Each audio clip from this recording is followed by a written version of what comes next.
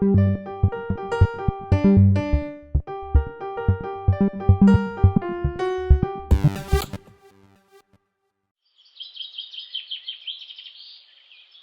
le travail du métal remonte à la préhistoire, il faut attendre la fin du XVIIIe siècle pour voir apparaître les premières constructions métalliques. L'une des plus anciennes, et la première en France, domine le labyrinthe du Jardin des Plantes sur une butte à côté du muséum.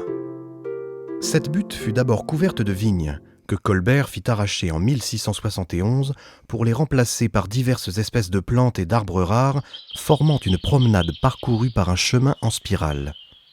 Vers 1784, le jardinier en chef André Thoin émit le projet d'y dresser une statue de Buffon. Mais celui-ci refusa et proposa la construction d'un kiosque nommé Gloriette. Dessinée par l'architecte du roi, elle fut érigée en 1787. La structure de l'édifice est en fer et en fonte, produit dans les forges de Buffon lui-même. En effet, Buffon ne s'intéressait pas qu'aux plantes et à l'histoire naturelle, il était aussi un pionnier de la métallurgie et avait fait construire une forge dans sa propriété de Montbard en Bourgogne. Dans un haut fourneau à 1200 degrés, le minerai de fer et le charbon de bois ou de terre, le coke, devenaient de la fonte, qui était ensuite transformée en fer. 400 ouvriers y produisaient 450 tonnes de fer par an. Elle était considérée comme la plus innovante de l'époque. Buffon écrivait « Je suis parvenu à faire avec nos plus mauvaises mines de Bourgogne du fer d'aussi bonne qualité que celle de Suède. » La gloriette est composée de 8 colonnes en fonte. À l'origine, elle était surmontée d'une sphère armillaire en fonte et cuivre modélisant le mouvement des étoiles, et elle renfermait un ingénieux mécanisme qui frappait les heures sur un gong ou un tambour chinois. L'utilisation pour la structure et les décorations de 7 métaux différents renvoient au symbolisme alchimique.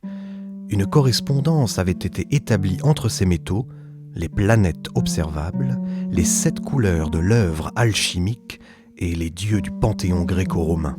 Mais ce que les savants de l'époque ne savaient pas encore, c'est qu'avec ces métaux, ils avaient construit une pile.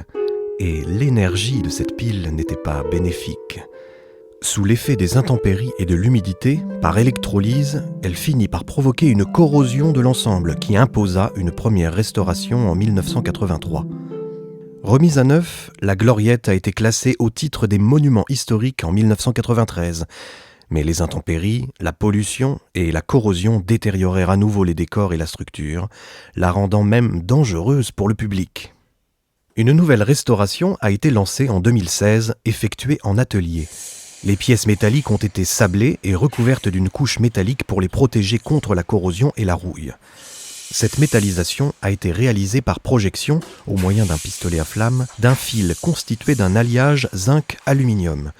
Puis, les différentes pièces ont été remontées définitivement sur le site. En 2018, la gloriette a ainsi retrouvé tout son charme, vérifiant la devise autrefois inscrite sur la corniche « Horas non numero nisi serenas ». Je ne compte que les heures heureuses.